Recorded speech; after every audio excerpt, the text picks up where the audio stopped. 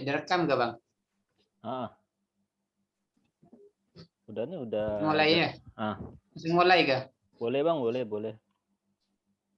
Bismillahirrahmanirrahim. Assalamualaikum warahmatullahi wabarakatuh. Waalaikumsalam. Waalaikumsalam warahmatullahi wabarakatuh. Bismillah, alhamdulillah, wassalatu wassalamu ala rasulillah wa ala alihi wa sahbihi wa mawalah, amma ba'd. Yang terhormat dosen kita, mudah-mudahan cepat masuk nantinya, itu Bapak Imran Muttaqin, serta ikhwah dan akhwat sekalian yang dirahmati Allah Subhanahu wa taala.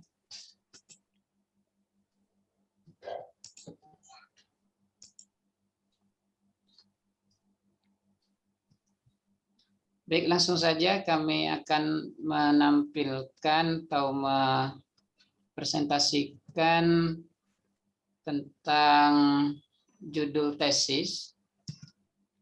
Ini kami mohon masukannya, kami juga dengan judul ini masih belum final kayaknya, ini perlu penyederhanaan judul. Jadi judul kami yang nanti angkat nanti ini adalah analisis faktor kesulitan belajar bahasa Arab pada mahasiswa Ma'had Al-Khansa Universitas Muhammadiyah Pontianak. Ini judul yang pernah kita yang pernah bahas ya waktu tugas individu kemarin. Insya Allah sama judulnya, namun ini mungkin perlu penyederhanaan tentang masalah judul ini. Kemudian alasan pemilihan judul, ya, kenapa Anda ngambil judul yang ini? Ya, judul ini penting untuk diangkat, ya, untuk meningkatkan pengetahuan bahasa Arab mahasiswa supaya bisa memahami sumber hukum Islam yang asli, yaitu Al-Quran dan As-Sunnah. Kemudian alasan pemilihan lokasi penelitian. Ya, di tempat ini, yaitu Ma'had Al-Khansa, didapati suatu keganjilan antara konsep pembelajaran dan hasil dari pembelajaran tersebut. Konsep belajar dalam Ma'had ini mengikuti konsep belajar di Timur Tengah. Itu mulai dari kurikulum pembelajarannya itu menggunakan kitab-kitab yang digunakan adalah berbahasa Arab. Kemudian bahasa yang sehari-harinya juga menggunakan bahasa Arab. Akan tetapi hasil yang dicapai selama mereka belajar 4 sampai 5 semester tidak sesuai dengan konsep yang ada. Mungkin 4 sampai 5 semester ini begini ya. Jadi mereka yang belum punya dasar bahasa Arab sama sekali, jadi mereka itu mengambil 1 semester untuk namanya kelas i'dad namanya, atau kelas persiapan untuk persiapan bahasa Arab begitu. Itu 1 semester. Akan tapi bagi mahasiswa yang sudah dari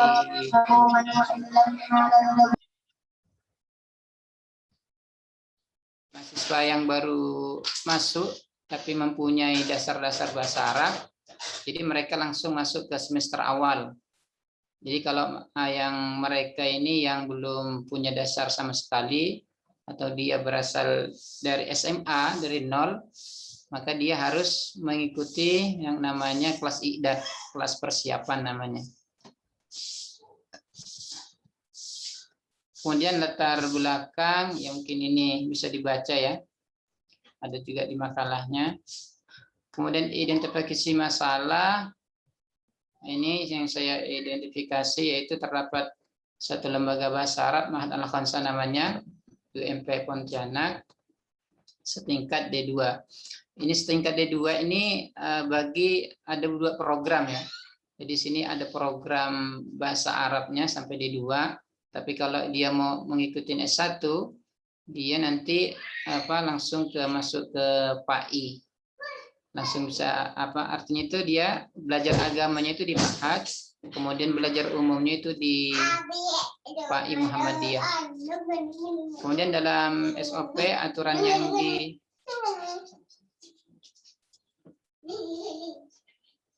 aturan yang diterapkan yaitu selalu berbahasa Arab. Ini adalah konsepnya. Kemudian bahasa pengantar dalam pengajaran itu juga bahasa Arab. Kemudian buku panduan yang dipelajari ya 100% semuanya berbahasa Arab. Kemudian dosen yang mengajar rata-rata berkompeten dalam berbahasa Arab, baik aktif maupun pasif. Kemudian sebagian dosen yang mengajar lulusan Timur Tengah, kemudian lama studinya 4 sampai 5 semester, satu pekannya belajar selama 5 hari dan 1 hari itu belajar 5 jam. Dan 1 jamnya itu sama dengan 50 menit. Kemudian dari hasil pembelajaran 80% mahasiswa belum mampu berbahasa Arab dan belum mampu membaca Arab gundul dengan baik. Tapi kalau 20%-nya alhamdulillah mereka berhasil ya. Cuma yang 8 kebanyakan nih mereka masih belum bisa. Kemudian rumusan masalah bagaimana proses pelaksanaan pembelajaran bahasa Arab di Ma'had Al-Khansah. Kemudian kesulitan apa saja yang dialami peserta didik di Ma'had Al-Khansah. Kemudian upaya apa saja yang dilakukan oleh para pengajar atau pendidik dan peserta didik dalam mengatasi kesulitan belajar bahasa Arab bagi peserta didik di Ma'had Al-Khansah. Kemudian tujuan penelitian yaitu mengidentifikasi proses pelaksanaan pembelajaran bahasa Arab di Ma'had Al-Khansah. Kemudian mengidentifikasi kesulitan apa saja yang dialami oleh peserta didik Ma'had Al-Khansah. Kemudian mengidentifikasi upaya apa saja yang dilakukan oleh para pendidik dan peserta didik dalam mengatasi kesulitan belajar bahasa Arab untuk peserta didik yang di Ma'had Al-Khansah. Kemudian fokus masalahnya ini, jadi nanti supaya nanti fokus tentang permasalahan yang diangkat ini, saya mengambil hanya faktor kesulitan dalam berbicara bahasa Arab saja. Jadi di sana tidak dibahas secara keseluruhan, ya. Tapi yang akan dibahas ini di sana kalau kesulitan bahasa Arab itu kan banyak, yaitu di antaranya menulis, ya, kemudian membaca Arab gundulnya itu tersendiri. Tapi dalam penelitian ini kami hanya memfokuskan di masalah tentang faktor kesulitan dalam berbicara bahasa Arab. Bicaranya saja. Kemudian pertanyaan penelitian itu apa penyebab mahasiswa tidak bisa berbahasa Arab? Kemudian metode apa yang digunakan dosen mengajar bahasa Arab? Kemudian seberapa aktif dosen mengajar menggunakan bahasa Arab? Kemudian manfaat penelitian secara teoritis yaitu menambah khazanah ilmu pengetahuan bagi peneliti pendidikan. Kemudian bisa dijadikan bahan penelitian lanjutan atau dikembangkan oleh pihak yang berkepentingan. Secara praktis ya bagi lembaga sebagai sumbangan pemikiran dalam memecahkan masalah pendidikan yang dihadapi, terutama dalam mengatasi kesulitan belajar bahasa Arab bagi peserta didik khususnya peserta didik Ma'had Al-Khansah. Kemudian bagi pendidik yang sebagai bahan acuan dalam membimbing, mendidik, dan mengarahkan peserta didik dalam proses belajar mengajar. Kemudian bagi peneliti ya, sebagai bekal untuk meningkatkan pengetahuan serta menambahkan wawasan di bidang keguruan agar nantinya dapat melaksanakan tugas sebaik-baiknya. Metode penelitian yang kami tempuh yaitu menggunakan metode pendekatan kualitatif. Ini perlu pengembangan nanti, ini saya juga mohon saran-sarannya dari Bapak Ibu sekalian, ya, karena kami dalam hal ini memang dari nol, kurang paham masih tentang metode-metodenya ini. Mohon masukannya nanti. Kemudian sumber data akan diambil dari responden. Saya lupa ini responden atau informan ya kalau nih. Nanti tolong masukkan ya. Saya ingat tuh kalau kualitatif itu responden ya.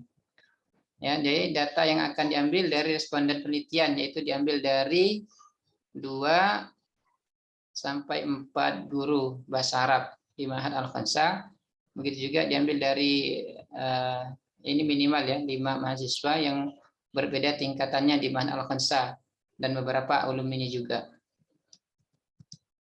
Kemudian metode pengumpulan data akan diambil dari responden dengan cara wawancara, sistem tulis dan recorder direkam gitu. Ya mungkin itu yang dapat saya sampaikan ya. Mohon masukannya. Ya, mungkin yang bertanya ini saya ya. Menanyakan ke Bapak-bapak Ibu sekalian dari hal judul ini di atas ini. Perlu disederhanakan sama-sama ini. Oke, mohon masukannya Bapak Ibu. Mungkin itu Bang yang saya sampaikan Bang. Mungkin kalau kita ada sih sama-sama kita satu-satu ini. Gimana dengan apa? Dengan judul saya ini. Bagaimana penyederhanaannya ini? Apakah udah pas judulnya dengan ini itu? Atau perlu ditambah atau dikurangin? Silakan Bapak Ibu. Selesai deh Bang, presentasi saya Bang. Ya, terima kasih Bang Musli. Silakan kawan-kawan yang mau memberi masukan tentang Izin judul Bang Adit. Ya, Bang Mul silakan Bang. Baik, terima kasih. Ini judul yang diangkat oleh Bang Musli ini mirip-mirip dengan ketika saya S1 kemarin, yaitu tentang kesulitan juga.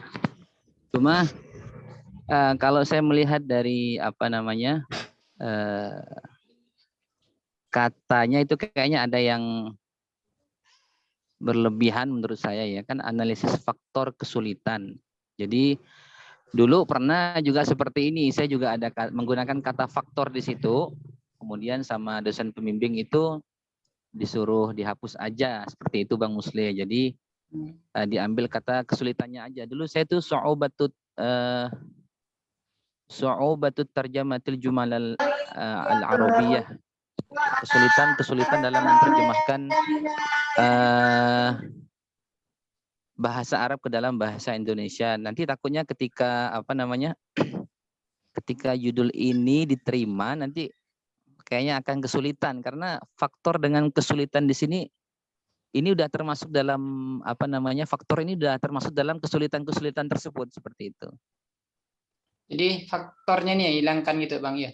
Kalau itu menurut saya, nanti boleh ditanyakan dengan kawan-kawan yang lain atau dengan dosennya. Kemudian yang menjadi kendala ketika itu anak-anak menerjemahkan itu kurang lebih ketika berbicara dengan menggunakan bahasa Arab.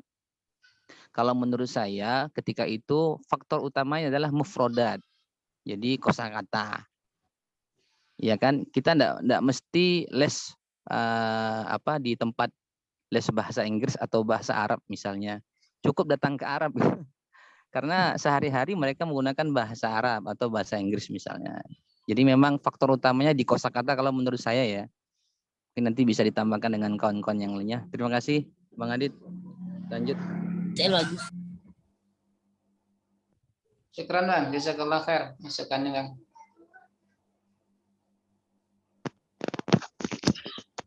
Saya Bang. Boleh Bang. Boleh, Muhajir. Tafadhal. Oke. Assalamualaikum Bang Muslim. Ini faktor kesulitan belajar Bang ya. Tadi saya lihat ada standar keberhasilan tuh udah ada yang 20% dan yang dianggap belum bisa tuh 80%. Ya. Di sini dalam rentang waktu 4 sampai 5 semester Bang ya. Iya. Sebenarnya karena berbicara nih banyak faktor Bang ya, kayak mufrodat, tarkib, terus lain-lain. Nah, ini yang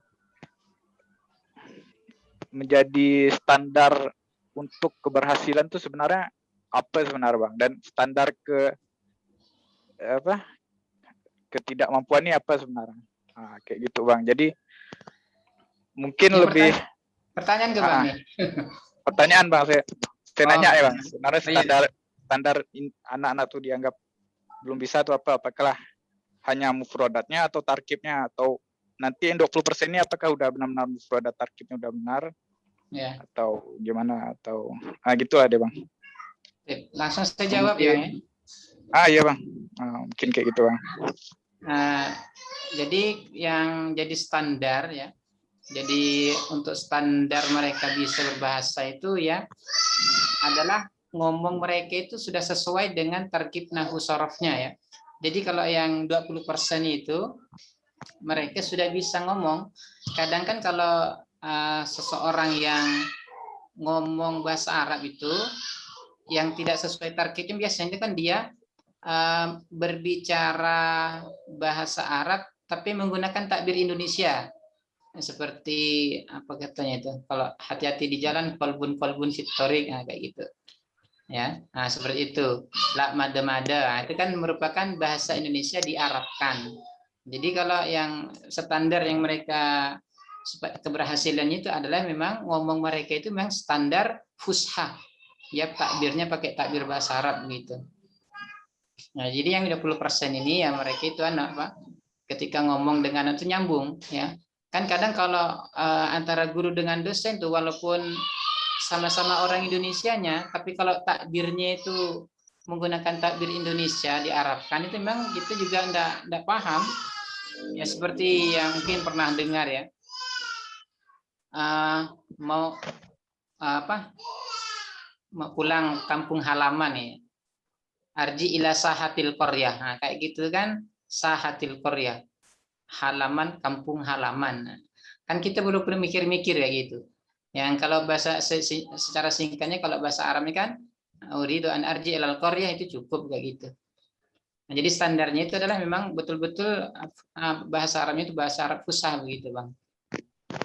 Jadi kalau mereka itu sudah ngomongnya itu lancar, otomatis itu memang mufradatnya itu memang sudah dikuasain. Kalau yang namanya kan kunci keberhasilan itu kan mufradat pertama kalinya. Otomatis kalau mereka sudah bicara dengan bicara fusha, mereka sudah bisa, pasti dia mufradat sudah dikuasain begitu. Ya mungkin itu Bang ya, Bang Muhajir.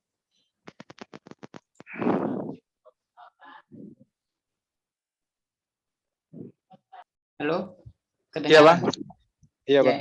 Ya.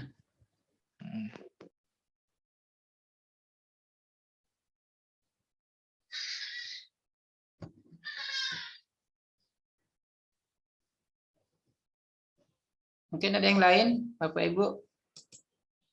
Mohon anaknya Ibu nih.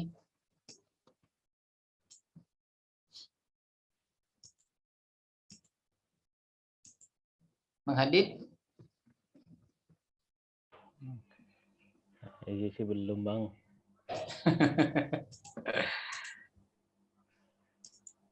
Kak Septi mana? Biasanya Kak Septi ini kritis orangnya nih. Pak Amin, Ustadz Amin mana? Anda nih, saya itu mau presentasinya maunya ada dosen gitu. Dari dulu kami presentasi tidak ada, Pak Imron. Ada Bang, boleh ya Bang? Ada. Ada kan? Ada. Oh ada, alhamdulillah.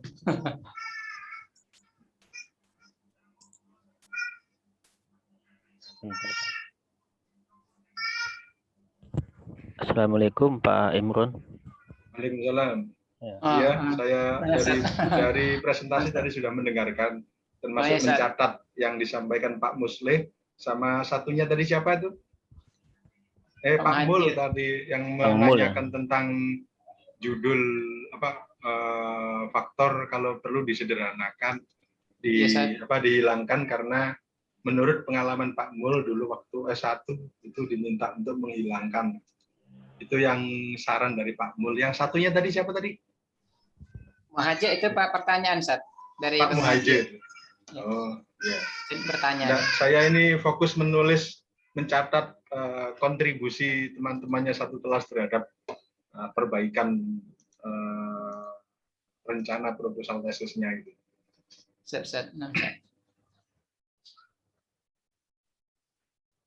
Ada yang lain lagi?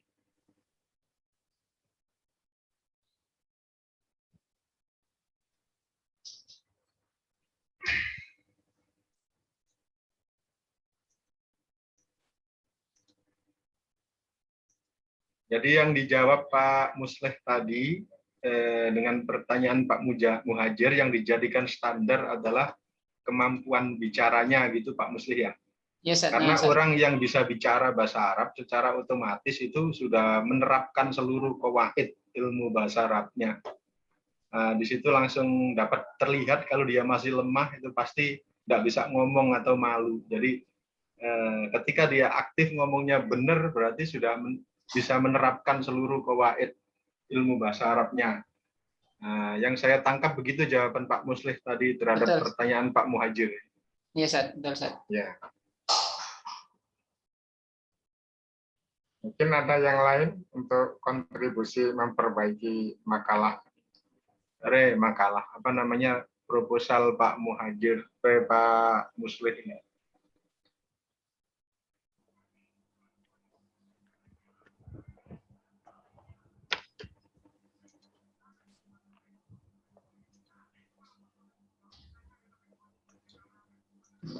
Jadi saya sudah melihat dari awal di-share proposal Pak Musleh ini. Langsung saja kita komentari ya.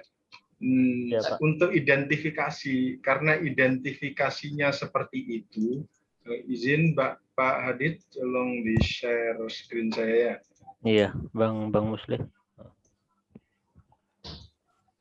Sudah, Pak. Oke, ini saya share screen-nya Pak Musleh. Mana tuh? Nah ini. Oke, karena identifikasinya seperti ini yang didapatkan di Ma'had Al-Khamsah sama OMP Pontianak setingkat D2, terus dalam SOP aturan diterapkan selalu berbahasa Arab, bahasa pengantar dan dalam bahasa Arab, buku panduan 100% berbahasa Arab, dosen yang mengajar rata-rata berkompeten dalam bahasa Arab, baik aktif maupun pasif. Nah, kalau identifikasi sudah, ini biasanya akan jadi rumusan pertanyaan, rumusan masalah penelitian, terus kemudian jadilah pertanyaan. Nah, kalau identifikasi yang didapatkan Pak Musleh seperti ini, kemudian di sini menjadi bagaimana proses pelaksanaan, ini tampaknya perlu disempurnakan lagi Pak Musleh. Jadi kalau ini kan terdapat lembaga bahasa Arab. Nah, kemudian SOP, kemudian pengantar bahasa Arab. Ini kan berarti kayak manajemennya, pengajaran bahasa Arabnya ini. Terus buku panduan, ini buku panduan sudah, dosen yang mengajar rata-rata berkompeten dalam bahasa Arab. Terus di sini bagaimana proses pelaksanaan pembelajaran bahasa Arab. Nah, ini bagusnya Pak Musleh ditambah itu Pak, pengakuan dari stakeholder tentang kemampuan bahasa Arab dari Ma'had Al-Khamsah ini. Ditambahkan itu biar nyambung antara identifikasi sama rumusannya ini. Jadi terutama fokuskan pada pengajaran karena di sini adalah pelaksanaan pembelajaran. Terus betul yang disampaikan Pak Muhajir, tampaknya faktor tadi itu perlu dieliminasi karena di sini fokusnya atau rumusan masalahnya ini diganti, kalau kualitatif diganti fokus Pak ya, fokus. Ya, kalau kuantitatif baru rumusan, fokus masalah atau fokus penelitian. Kemudian ini berarti pembelajaran, khusus ke pembelajaran. Nanti ini Pak Musleh dijadikan data pendukung. Memang ini data pendukungnya yang membuktikan bahwa seluruh pembelajaran bahasa Arab yang sudah dilakukan itu sudah bagus. Terutama nanti dikasih bukti dari sumber lain, dari koran atau dari pernyataan dari Kementerian Agama atau dari masyarakat lah intinya. Jadi akhirnya Bapak fokusnya seperti ini. Kemudian untuk tujuan jangan mengidentifikasi, mendeskripsikan saja Pak. Tujuan diganti mendeskripsikan. asal jangan mengetahui saja. Kalau tesis mengetahui itu kemampuan yang paling rendah untuk pemahaman, untuk pengetahuan. Pasti minimal mendeskripsikan atau memahami dengan baik. Nah itu. Kemudian manfaatnya ini memang ada teoritis, menambah khazanah ilmu pengetahuan ini diperjelas. Setiap kali saya nguji tesis ini jadi pertanyaan saya, apa manfaat penelitian saudara ini? Gitu. Kalau tidak ada manfaatnya, berarti tidak bagus jadinya. Pasti jawabannya ini, menambah khazanah ilmu pengetahuan bagi pendidikan. Nah, setiap jawab gitu saya kejar, nambah apa memangnya penelitian ini? Gitu. Ketika pertanyaannya menambah apa, maka itu berhubungan dengan penelitian terdahulu, penelitian pendahuluan. Yang diurutkan berdasarkan tahun, ini nemukan ini nemukan ini, akhirnya Pak Muslih menemukan ini. Nah, ini tambahan saya, Pak. Gitu. Ya. Kalau nanti memang ini sudah sangat bagus, itu bahkan bisa direkomendasikan sebagai rujukan pembelajaran bahasa Arab, gitu, untuk pembelajaran bahasa Arab agar masyarakat itu bisa melihat bagaimana praktikum yang ada, bagaimana prakteknya pembelajaran bahasa Arab di situ. Tapi masalahnya tadi itu 80% ini masih belum mampu berbahasa Arab. Apalagi baca Arab gundul. Nah, ini problem di sini. Andaikan sangat istimewa, Pak. Nanti malah seluruh Kalbar ini bisa ke sini gitu. Tapi ini awalnya saja, Pak. Atau nanti setelah dididik setahun langsung pinter gitu ya. Atau gimana, Pak? Jadi kalau ini maksud saya, kalau ini di tes awal saja, kemudian dalam setahun ternyata bisa, nah itu yang sangat luar biasa. Ini memang ada jurusan bahasa Arab atau pesantrennya berbahasa Arab itu, Pak Muslim? Karena ini memang di situ ada lembaga yang kerjasamanya dengan AMCF itu, Sat. Nah, jadi di situ mereka yang belajar agama di situ, yang nanti kalau belajar agamanya dia khusus di ma'hadnya itu selama 4 semester. Dan kalau dia mau melanjutkan ke S1-nya, nilainya itu dikonversi nanti ke PAI gitu, Ustaz. Nah, jadi gitu. Jadi mereka ini yang di sini kan mungkin yang 80% ini kan tidak hanya itu, bahkan mereka yang sudah lulus pun yang dari anak itu memang ada mereka yang belum, ada juga mereka yang susah untuk memahaminya begitu. Oh begitu. Ya. Jadi menurut saya malah yang terkuat itu adalah melalui bi'ahnya, melalui lingkungan bahasa. Karena kalau nggak berada di lingkungan bahasa, ya jelas kesulitan. Seperti yang disampaikan Pak Mul atau Pak Muhajir tadi. Anak-anak di Mesir kecil-kecil sudah pinter-pinter ya bahasa Arabnya. Ya karena lingkungan saja. Jadi meskipun karena menurut ilmu pengetahuan bahasa itu skill baik Arab maupun Inggris ya, kalau tidak sering digunakan ya akan hilang. Saya sendiri itu jurusan bahasa Arab dulu S1-nya, tapi ketika lama nggak ngomong-ngomong bahasa Arab ya, jadi agak lupa, jadi pasif jadinya. Jadi dan hina ana fi darajat sarjana, ana fi qismil lughah al-arabiyyah aidan. Jadi itu Pak Muslih mungkin yang perlu ditambahkan untuk identifikasi masalah, kemudian untuk fokus. Rumusan tadi diganti fokus karena kualitatif. Ya, kemudian batasan masalah sih sudah. Itu cocok saja kalau anak Ustaz bisa dianukan kalau anak fokusnya kayak gini bisa ya. Tidak masalah kayak gitu ya. Tidak masalah, karena kalau faktor nanti orang biasanya terjebak faktor analisis faktor. Apakah analisis faktor itu Bapak mau mengarahkan ke kuantitatif karena faktornya mau diuji, faktornya diketahui atau dicari gitu. Kalau diuji pasti kuantitatif, kalau dicari itu ke kualitatif. Jadi dengan sendirinya faktor ini sudah masuk di sini gitu. Betul yang disampaikan Pak Muhajir tadi. Nah, gitu aja Pak. Nanti segera diperbaiki biar lebih siap untuk maju ujian proposal tesisnya nanti. Kalau judulnya gimana, Ustaz? Ini saya belum juga final juga judulnya nih, Ustaz. Untuk menyederhanakan judulnya nih, Ustaz. Betul ya, Ustaz? Tadi. Analisis ini tadi saya catat di sini. Soalnya saya menganggap pertanyaan terkait dengan judul itu sudah final di waktu dulu kita semester 1, tapi nggak apa-apa sambil kita bahas. Karena di sini kita lebih fokus ke analisis data. Jadi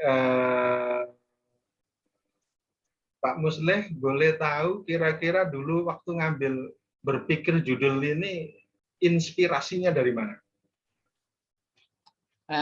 Jadi gini, Ustaz. Jadi di situ kan lembaga itu kan saya pikir tuh bagus untuk mengembangkan bahasa Arab gitu, Ustaz. Dengan konsep-konsepnya yang sudah luar biasa begitu. Tapi di situ ada ketika ada sebagian mahasiswa yang sudah alumni, sudah lulusan di situ, masih ada yang kurang ini, Ustaz, kurang bahasa Arabnya itu masih belum gitu dengan konsep yang ada begitu. Jadi kan sayang lah. Jadi makanya itu mau diteliti, konsepnya udah bagus tapi pengeluarnya kok beda dengan konsep yang ada gitu, Ustaz. Gitu. Iya, Ustaz. Jadi selain itu kalau judulnya sih faktornya saja tadi itu seperti yang disarankan Pak Muhajir. Ini kita nambahkan di bagian analisis datanya Pak, dibuat seperti ini, fokusnya bagaimana proses pelaksanaan pembelajaran bahasa Arab. Nah, dari sini kan tadi identifikasinya itu ada 80% mahasiswa yang belum fasih menggunakan berbicara bahasa Arab Arab Gundul ya. Kemudian kok ini jadi bagaimana pelaksanaan pembelajaran bahasa Arab, akan jadi aneh gitu Pak. Gini, Ustaz, boleh saya tanggapin saja? Iya. Gini, Ustaz, jadi kan antara konsep dengan yang hasilnya itu kok beda, makanya saya gini, bagaimana proses pelaksanaan pembelajaran bahasa Arabnya itu gitu maksud Anda, Ustaz? Kok bisa seperti itu padahal konsep-konsep yang ada sudah luar biasa. Gimana prosesnya? Kayaknya dalam proses KBM-nya itu ada masalah gitu, Ustaz. Makanya di sini untuk ada perkataan seperti ini, Ustaz. Maksudnya berarti seluruh sistem sudah disiapkan dengan baik sampai seluruhnya pakai bahasa Arab, tapi hasilnya ternyata masih ada yang kurang dari standar yang diharapkan. Kemudian ingin mencari apa sebabnya kok seperti itu ya? Iya gitu, Ustaz, maksudnya, Ustaz. Jadi ini cuma tambahan Pak, nanti dibuat matriknya seperti ini Pak, di bagian metodologi untuk mempermudah serta mempercepat. Seluruh yang kualitatif nanti pasti diminta seperti ini. Untuk fokus 1, ini siapa yang diwawancarai? Pertama pengasuh pondok pesantren, pengurus, ustadz-ustadzah, santri. Yang diobservasi ini, terus dokumen yang diperlukan ini. Nah, nanti dibuat tiap fokus masalah dibuat seperti ini biar nanti ketika mengambil data itu lebih cepat. Wawancara pun jelas lebih mudah karena ada panduan siapa yang akan diwawancarai dari awal sudah seperti itu. Jadi itu Pak Musleh. Sementara ini nanti sambil disempurnakan di proses berikutnya. Nah, syukur Ustaz. Saya silahkan, Ustaz. Jadi kalau saya dulu judulnya itu Dirosah Ma'arudil Kiro'ah wal Kitabah fil Madrasatil Aliyah al-Hukumiyah Kebun Musikan Jombang Jawi Syarqiyah. Kalau judul skripsi saya dulu begitu. Ustaz bisa lagi, Ustaz, tentang tadi Ustaz kan Ustaz anaknya tadi itu untuk anak itu untuk mengembangkan bahasa Arab itu perlunya bi'ah atau lingkungan, Ustaz. Apakah nanti ini enggak bertentangan dengan judul supaya mereka itu bisa fase berbahasa Arab, pandai bahasa Arab itu harus disesuaikan dengan lingkungan, sedangkan lingkungan kita sini biahnya itu masih belum memadai gitu. Masih belum. Nah, itu gimana Ustaz dengan anak ini Ustaz? Enggak ada anaknya gitu. Keles dengan judul gitu Ustaz. Enggak sih, itu tadi kan saya teringat pertanyaan atau saran Pak siapa tadi? Entah Pak Mul, entah Pak Muhajir tadi itu. Sama saya dengan anaknya orang di London masih kecil-kecil sudah pintar bahasa Inggris. Ya karena biahnya itu. Atau mungkin nanti bisa jadi itu temuan Pak Muslih itu. Tapi kan belum diteliti, jadi belum tahu apa sih faktor utamanya. Yang jelas tuh termasuk input siswanya atau mahasiswanya itu juga sangat mempengaruhi dari mana background-nya dia. Jadi background latar belakang pendidikan juga sangat mempengaruhi juga gitu. Kayak di Ma'had kita, Ma'had IAIN Pontianak, saya kan di awal-awal diminta jadi pengasuhnya di Ma'had kampus itu. Ketika pakai standar tinggi, pola-pola kayak pesantren, tiba-tiba ada anak yang baru mu'alaf, baru masuk Islam, kemudian ke situ. Ya enggak bisa lah dipakai standar seperti itu. Akhirnya kita pakai matrikulasi agar lebih cepat. Masih belajar alif ba ta gitu. Nah, enggak tahu yang nanti yang ditemukan Pak Muslih di Ma'had Al-Khamsah itu seperti apa. Cuma itu akan menarik untuk perbaikan Ma'had Al-Khamsah ke depannya untuk pembelajaran bahasa Arab. Ya silakan dilanjut saja Pak. Ini proposal tesis ini.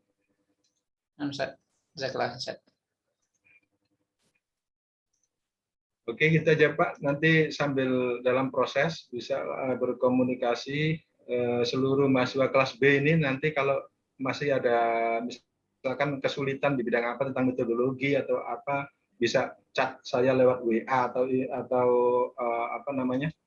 Telegram gitu ya. Meskipun sudah selesai mata kuliah ini, kalau ada kesulitan tentang metodologi atau analisis data, bisa WA saya. Nanti kalau sudah waktunya tesis, itu Pak ya. Oke, saya kembalikan ke moderator. Baik, terima kasih Pak Imron atas paparan tentang pemakalah dari Bang Muslih. Kemudian dilanjutkan oleh yang selanjutnya itu Bang Muhtar. Bang Muhtar.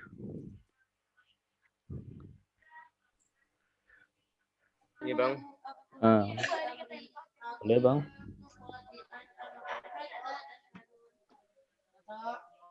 Bentar Bang.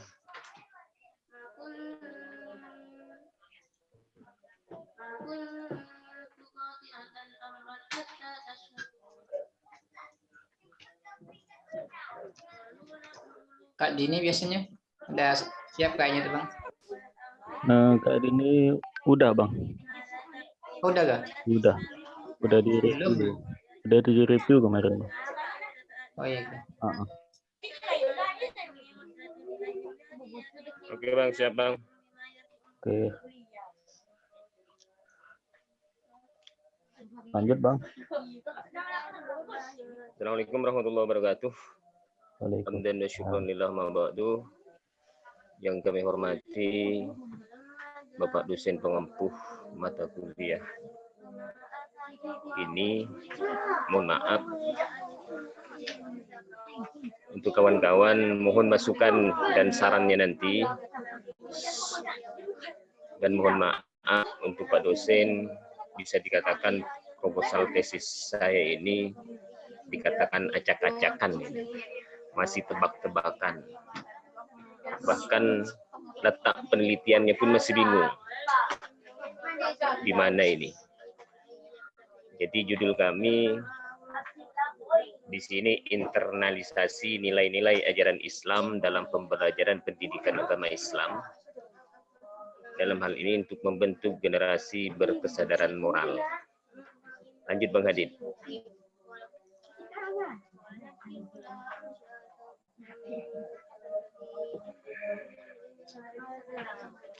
Lanjut Bang Hadid. Latar belakangnya di sini ada nilai-nilai ajaran Islam, suatu intisari yang terdapat dan terkandung di dalam ajaran Islam. Dewasa ini sangat penting menambah nilai ajaran Islam di dalam suatu lembaga pendidikan, terlebih di era milenial ini seperti sekarang ini. Hampir seluruh informasi bahkan budaya yang masuk tidak ada batasnya lagi dari berbagai pelosok negeri. Selain itu, masyarakat juga lebih cenderung fanatik dalam menggunakan media sosial dan kehidupan sangat terpengaruh dengan perkembangan teknologi. Hal ini tentu membuat masyarakat, khususnya peserta didik, mudah terpengaruh oleh informasi-informasi sehingga budaya yang mudah masuk tanpa tersaring baik dari sisi positif atau sisi negatifnya. Oleh karena itu, di dalam lembaga pendidikan sangat penting untuk menambah nilai-nilai ajaran Islam agar bisa membentengi informasi dan budaya negatif yang akan masuk. Kemungkinan kawan-kawan bisa membaca. Lanjut Bang Hadid.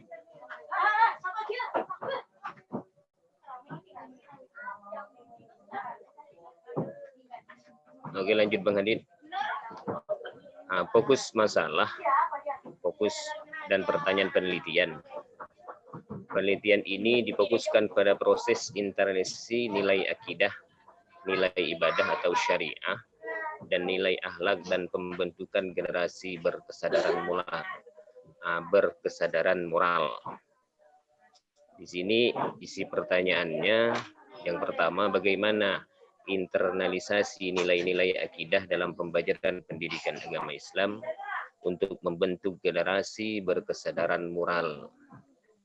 Di SD SI Baitur Rahman Kuala Mandor B. Ini masalah tempat penelitiannya masih ada kebingungan.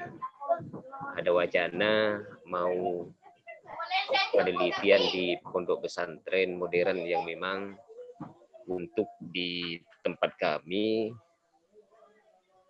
untuk sementara tempat itulah yang agak ngetren sedikit gitu. Nah, mungkin Bang Amin tahu ini ada di pondok modern Nurul Amin yang dipimpin oleh Kiai Nasiruddin itu. Dan yang kedua, bagaimana internalisasi nilai-nilai ibadah atau syariah dalam pembelajaran pendidikan Islam untuk membentuk generasi berkesadaran moral. Dan yang ketiga, bagaimana internalisasi nilai-nilai akhlak dalam pembelajaran pendidikan agama Islam untuk membentuk generasi berkesadaran moral. Lanjut Bang Hadid.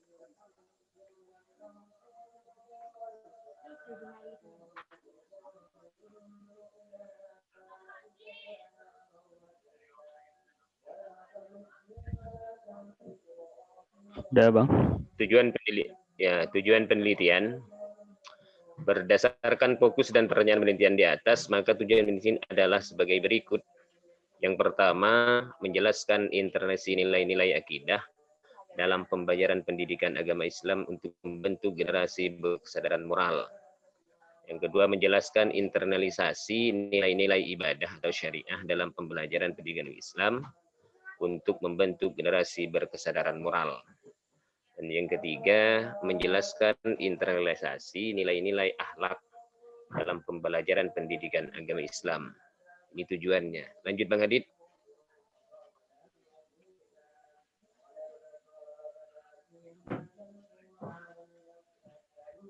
Manfaat penelitian. Untuk kegunaan teoritisnya, peneliti ini diharapkan dapat mengembangkan keilmuan, khususnya yang berkaitan dengan internalisasi nilai-nilai ajaran Islam dalam pembelajaran pendidikan agama Islam untuk membentuk generasi berkesadaran moral. Kegunaan praktisnya untuk di masa yang akan datang, penelitian ini diinginkan bisa bermanfaat untuk dijadikan sebagai media informasi baru dan sebagai media untuk telah ilmiah dalam menginternalisasikan nilai-nilai ajaran Islam pada guru, siswa, khususnya pada peneliti saya pribadi. Lanjut Bang Hadid.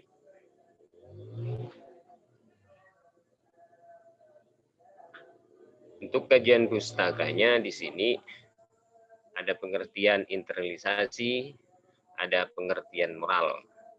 Sedangkan pengertian internalisasi secara epistemologi menampilkan pengertian sebagai suatu tahap sebagaimana pada tatanan bahasa Indonesia kata yang berakhiran isasi memiliki arti proses.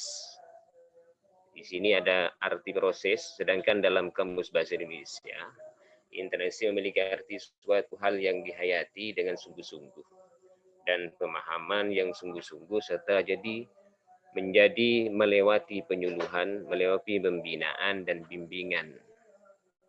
Jadi tujuannya di sini, tujuan kesadaran moral, ada pengertian. Di sini kurang mengerti sedikit. Nah, menurut ini mengatakan moral, itu adalah cara pandang mengenai hal yang baik dan hal yang buruk, mengenai hal yang sebenarnya dan hal yang salah, hal yang benar dan hal yang salah. Hal ini bisa dilakukan dan hal yang tidak bisa dilakukan. Ada pendapat lain tentang moral, yaitu karakter mental atau perilaku yang diyakini oleh sebagian dan tak nampak ini Bang Hadid. Besaran mungkin ya. Lanjut Bang Hadid.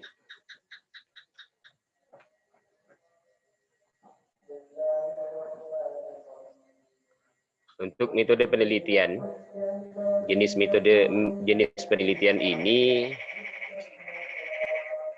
yang diterapkan pada penelitian ini adalah penelitian lapangan dengan memakai rancangan studi multikasus dan sarana yang akan diteliti. Sumber data yang dimaksud dalam ini adalah subjek utama dari mana informasi didapatkan, sedangkan sumber data utama dalam ini kualitatif adalah berupa lisan, pertanyaan istilahnya, dan tindakan seorang. Selain itu terdapat data lain, misalnya berupa dokumen dan ada beberapa dokumen yang lain. Untuk teknik pengumpulan data di sini nanti akan mengadakan observasi partisipatif, terus ada wawancara terstruktur. Mungkin itu saja kawan-kawan yang bisa kami sampaikan pada kesempatan ini. Mohon kiranya untuk memberikan masukan untuk kesempurnaan proposal tesis ini, khususnya kepada Al-Ustadz Pak dosen, masukan-masukannya, dan ini sangat dipentingkan oleh saya. Terima kasih. Assalamualaikum warahmatullahi wabarakatuh. Waalaikumsalam warahmatullahi wabarakatuh. Terima kasih Bang Muhtar. Baik teman-teman, ada yang mau berkomentar atau menanggapi dari rencana judul tesis Bang Muhtar, yaitu dengan judul Internalisasi Nilai-nilai Ajaran Islam dalam Pembelajaran Pendidikan Agama Islam PAI untuk membentuk generasi berkesadaran moral. Silakan teman-teman.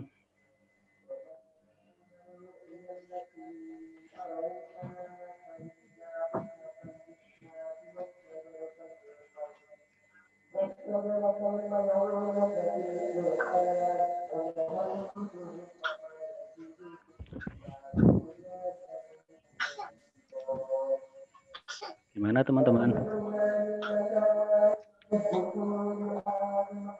Mau memberi masukan atau apa gitu? Ada yang tadi Pondok Pesantren Modern tadi yang Bang Amin. Boleh Bang Adit. Boleh Bang Amin. Mudah-mudahan suara saya tidak putus-putus malam ini ya. Aman Bang, aman. Amin. Mungkin pertama judul itu perlu ditambah lokusnya atau tempatnya gitu ya, di mana gitu kan. Biasanya kan tapi tadi mungkin karena belum pasti mau meneliti di mana, tapi walaupun begitu tetap harus ada itu Bang Muhtar. Tinggal nanti kalau mau berubah tinggal diubah aja kan gitu. Oh, siap. Menurut saya. Kemudian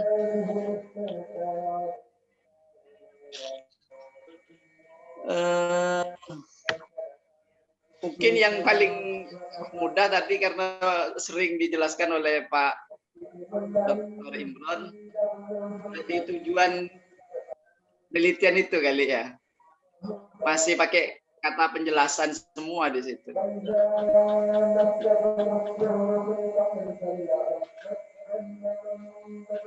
Menjelaskan gitu ya. Jadi mungkin tadi dari saran dari Pak dosen itu kan mungkin mendeskripsikan gitu Pak Mukhtar. Oke. Ya.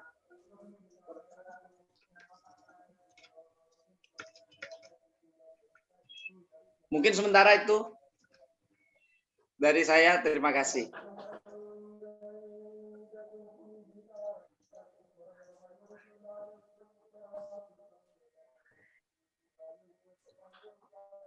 Terima kasih Bang Amin.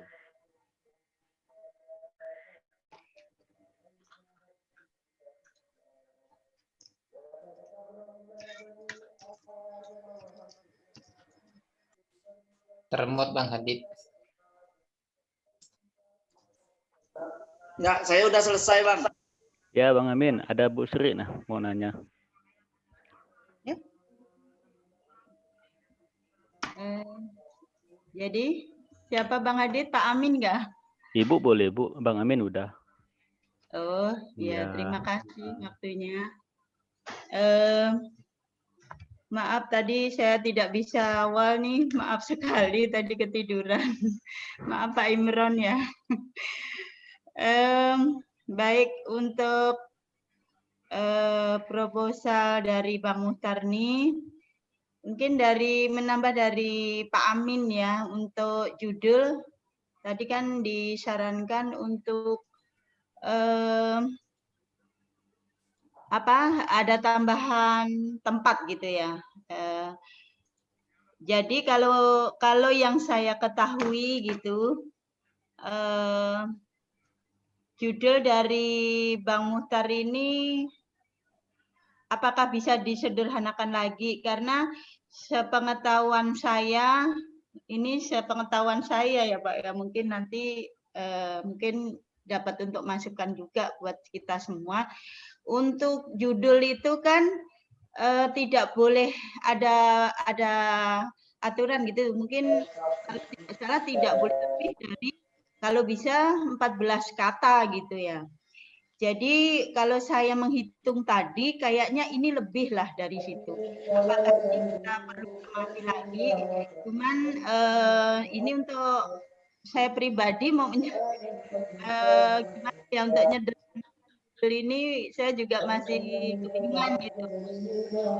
Kemudian untuk tempat tadi, kalau apakah saya ini mungkin juga sekaligus tanya gitu, kalau judulnya panjang seperti ini, apakah untuk tempat itu boleh tidak nampakkan, tapi nanti di bagian dalam proposal, saya lupa bagian rumusan masalah kalau tidak salah itu bisa diletakkan di situ gitu. Kemudian untuk kajian pustaka, sepemahaman saya juga, menurut saya kajian pustaka itu perlu ditambah gitu ya. Kalau tadi kan kalau tidak salah saya dengar atau baca tadi, kajian pustaka itu hanya 2 ya tadi ya, antara internalisasi dengan moral gitu. Jadi menurut saya ini perlu ditambahkan gitu ya. Mungkin teman-teman yang lain bisa juga bisa memberikan masukan gitu. Jadi kalau menurut saya perlu ditambahkan lah di sini. Kalau kajian pustaka itu kan mengacu pada judul gitu. Jadi misalnya tadi internalisasi ya sudah ada, kemudian tentang moralnya sudah ada, mungkin untuk tadi nilai-nilai PAI-nya kah ya? Pendidikan agama Islam mungkin. Pendidikan agama Islamnya, mungkin itu juga perlu kajian teorinya. Misalnya seperti itulah sepemahaman saya. Itu saja Bang Muhtar ya. Mungkin teman-teman lain juga ada pendapat. Makasih. Bang Muhtar mau jawab kah? Ini masukan, Bang. Kalau mau menanggapi boleh.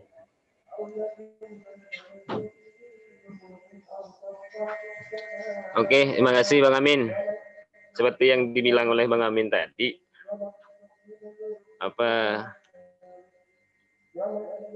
di judul nggak nampak tempat penelitiannya, masih terombang-ambing masalahnya ini. Masalah di mana tempatnya. Tapi saya pribadi ini awalnya kebetulan SD ini dan ada SD, ada SMA, dekat lah istilahnya ini. Tapi nggak menantang. Ada sedikit yang menantang ini.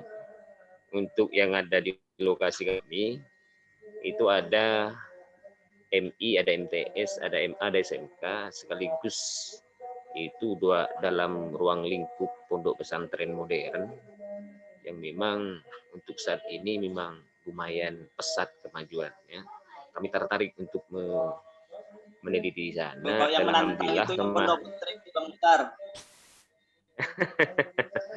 Dan kebetulan kemarin ini saya udah konfirmasi lewat WA pada pimpinannya gini Sududin itu. Saya coba gimana Pak Yai kata saya. Bisa enggak kalau saya ini neliti di pondok ente? Oh silahkan. Dan kebetulan memang istri beliau ini alumni dari YIN juga gitu. Dan beliau sudah pernah kuliah di S2. Tidak tahu sekarang ini mungkin menuju ke S3-nya. Kemungkinan kami sedikit nanti bisa minta bantulah jalan keluarnya untuk kesempurnaan tesis saya ini. Untuk masalah ini, untuk masalah di fokus penelitiannya tadi, kajian pustakanya ini, dan apa tadi yang dibilang Bang Amin ini, masalah menjelaskan itu, di tujuan penelitian menjelaskan, mohon maaf untuk kawan-kawan dan siapa namanya ini, Pak Imron, dalam minggu-minggu ini kurang begitu memperhatikan kami kuliah ini. Satu memang ada kendala. Kendalanya ini kebetulan bisa dikatakan apa ini? Musibah lah istilahnya. Sebelum hampir masuk ke bulan puasa ini, sampai bulan puasa, alhamdulillah lah. Mungkin ini memang tujuan Allah. Agak sedikit banyak nih Bang Amin. Orang meninggal di tempat ini. Jadi agak kesibukan sedikit. Nah, jadi hidup saja. Yang penting saya masuk dulu sebentar. Udah itu ada istilahnya namanya juga tetangga kan gitu. Ada sibuk-sibuk. Jadi kurang begitu fokus terhadap mata kuliah ini. Alhamdulillah sekarang ini bisa gitu. Karena memang kebetulan Bang Hadid tadi bilangnya malam ini proposalnya harus sudah siap loh. Katanya libur kata saya. Gagal paham pula. Bang Amin pula sama gagal paham. Tak tahunya minggu depan yang libur ini. Allah maaf kata saya kan gitu. Jadi saya tadi ini ngantuk-ngantuk saya coba ini. Akhirnya acak-acakan lah sampai kata Bang Amin tadi ini.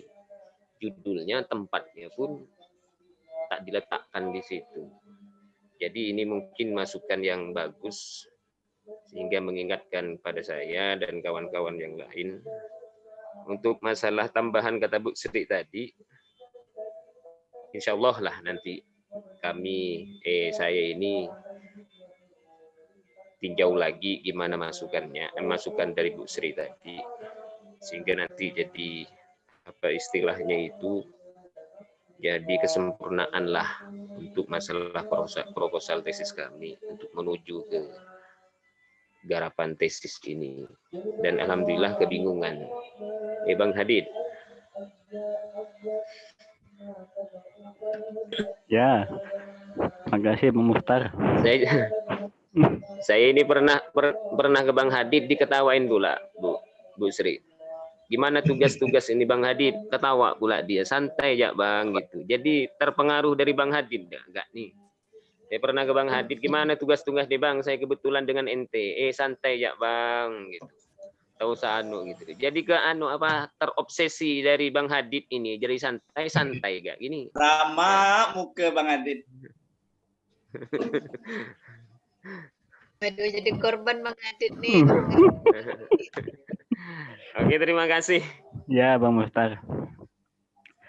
Baik, saya kembalikan ke Pak Imron, mungkin mau mereview dan berkomentar Pak tentang proposal tesisnya Bang Mustar.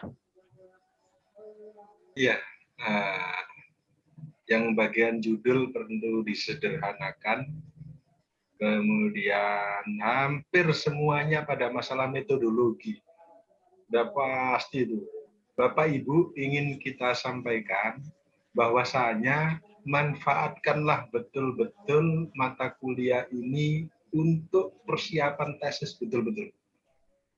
Nanti akan terasa betul ketika sudah tidak ada mata kuliah, tidak ada yang membahas, tiba-tiba kebingungan sendiri. Ya, baik S2 maupun S3 ketika teman-teman saya dulu yang paling cepat selesai itu pasti yang di mata kuliah metodologi sama analisis data ini sudah dari awal serius. Itu lebih bagus lagi, lebih sempurna karena dibantu oleh teman satu kelas. Begitu, dibantu oleh teman satu kelas, terus juga dibantu dengan yang mengajar. Jadi tapi yang belum siap proposalnya itu pasti akan kelabakan nanti ketika waktunya proposal, baru tanya temannya sana sini sana, apa ya judulku bagusnya ya, di mana ya sekarang enaknya ya, begitu. Jadi kalau nanti di mata kuliah ini sudah final, insya Allah akan lebih cepat. Jadi mumpung dalam mata kuliah metode analisis data ini yang di dalamnya pasti ada proposalnya, itu saya berharap dimanfaatkan betul-betul karena masukan teman-teman ini sangat berharga. Gitu. Bahkan makalahnya tingkat S2 itu sebenarnya mahal, Pak. Makalahnya mahasiswa S2 itu sebenarnya mahal kalau hasil pemikiran betul-betul ya. Karena yang mikir bukan orang sembarangan mahasiswa S2 itu. Ada yang menjabat sebagai kepala sekolah, ada yang kiai masih semangat belajar. Ada yang bisnismen masih semangat belajar juga. Dan pengalaman itulah yang sangat penting. Karena apa sih? Karena orang kalau bisa bercerita pada presentasi proposalnya atau rencana tesisnya di sini, itu pasti berdasarkan pengalaman terakhirnya dalam kehidupan. Kita masih ingat betul dulu waktu S2 itu. Banyak-banyaklah tanya pada orang yang berpengalaman, kata Profesor Zahro. Ternyata jawabannya karena cerita atau nasihat seseorang itu intisari dari seluruh keilmuannya yang paling akhir yang diberikan secara cuma-cuma kepada kita. Gitu. Bayangkan kita tidak ikut-ikutan sakit, ikut-ikutan jatuh, tapi tiba-tiba mendapat intisari keilmuannya. Itulah karena kita sering-sering minta nasihat. Makanya saya senang sekali minta nasihat, saran orang-orang yang lebih tua ilmunya, bukan tua umurnya saja ya. Kadang sering di kampung-kampung itu, kata orang tua-tua ya perlu dilihat tua apanya dulu, tua umurnya, tua ilmunya. Tuh. Tapi ya kalau tua ya tua semuanya lah gitu. Biasanya begitu, banyak pengalaman. Yang jelas kita ya disarankan, diperintahkan untuk nurut pada orang tua gitu ya. Tua ilmunya, tua pengalamannya, tua macam-macam lah gitu. Jadi saya teringat ini betul moralitas atau akhlak ya. Saya kalau di S1 itu selalu menolak kalau ada judul internasi karakter, mesti saya arahkan merubah jadi akhlak. Kenapa? Dulu waktu saya ikut seminar internasional di Surabaya, saya protes. Ada Prof. Zahro waktu itu yang presentasi dengan orang-orang di Diknas Pusat. sama orang Kemenak. Kenapa saya memprotes istilah pemakaian nomenklatur karakter, pendidikan karakter? Kan di kita ini di Kementerian Agama sudah dari dulu ada namanya pendidikan akhlak. Akhlak kan sama saja gitu. Jadi kalau karakter nanti kiblat apa? Teori-teorinya pasti ke barat-barat, orang-orang barat. Tapi kalau akhlak, kiblatnya nanti pasti ke Quran, hadis, kitab-kitab para ulama begitu. Nah, kemudian jawabannya ternyata kalah voting waktu itu pemakaian istilah akhlak atau karakter di Indonesia waktu itu. Jadi lebih banyak yang mendukung pemakaian karakter. Nah, gitu aja, Pak. Jadi enggak apa-apa, yang penting ada konektivitas. Ciri khas IAIN ini ketika Anda S1 di IAIN dulu kan pasti ada dasar Quran, hadis, ayatnya, hadisnya yang sesuai dengan judul ya. Sama S2 itu juga gitu, nanti pendahuluan itu ada ayatnya atau hadisnya yang berkaitan dengan judul penelitian Anda gitu. Itu bukti kita mengintegrasikan dan interkoneksi dengan keilmuan di IAIN Pontianak, terutama bagi yang sebelumnya bukan dari IAIN Pontianak, apalagi yang dari umum. Kenapa? Karena di perguruan tinggi umum itu tidak ada mata kuliah atau penjelasan integrasi interkoneksi keilmuan gitu. Jadi biar tersambung dengan Islamnya. Jadi Pak Mukhtar, yang ajaran itu perlu disederhanakan, hilangkan judulnya itu aja. Selanjutnya nanti diproses, bisa diperdalam lagi, dibantu teman-temannya. Jangan sampai kelas B ini ada yang ketinggalan nanti, yang kurang semangat, dimotivasi terus. Selesai sama-sama. Kalau sama-sama sih nggak mungkin ya. Ujiannya saja pasti satu-satu, beda-beda. Oke, Bapak Ibu, saya kembalikan ke moderator. Baik, terima kasih Pak Imron atas review dan komentarnya untuk rencana tesis Bang Mukhtar. Ini lanjut lagi Pak ya? Ya, satu lagi. Ya, satu lagi ini datangnya dari saya sendiri sih Pak. Oh iya. Bismillahirrahmanirrahim. Assalamualaikum warahmatullahi wabarakatuh. Waalaikumsalam. Baik, yang saya hormati Pak Imron selaku dosen pengampu dari mata kuliah analisa kualitatif dan kuantitatif. Jadi, kawan-kawan yang saya banggakan, rencana tesis penelitian saya itu adalah pengaruh kuliah daring terhadap efektivitas pembelajaran dalam situasi pandemi COVID-19 pada mahasiswa pasca sarjana IAIN Pontianak. Sebelumnya tesis saya itu meneliti di sekolah MAN 1 Pontianak, atau tepatnya di sekolah Ibu Marlina sama Pak Abdul Majid. Tapi karena pada saat melihat di lapangan apa yang saya teliti itu ada ketidaksesuaian dari yang ingin saya angkat, jadinya saya mengambil jalan tengah. Mudah-mudahan ini bisa direview sama Pak dosen kita. Jalan tengahnya itu saya coba meneliti kampus kita sendiri. Jadi kita ini kan selama ini kan kuliahnya udah daring nih. Jadi saya ingin melihat apakah ada pengaruh dari kuliah daring ini terhadap efektivitas pembelajaran di situasi pandemi COVID-19 ini. Mahasiswa pasca sarjana yang saya teliti itu mahasiswa angkatan kita ya, angkatan 2020. Baik dari gelombang 1 maupun dari gelombang yang kedua. Gelombang 1 dan gelombang kedua itu saya dapat datanya dari Pak Adnan. Jadi jumlah mahasiswa yang aktif dari beliau itu ada 60 orang. Baik, langsung saja.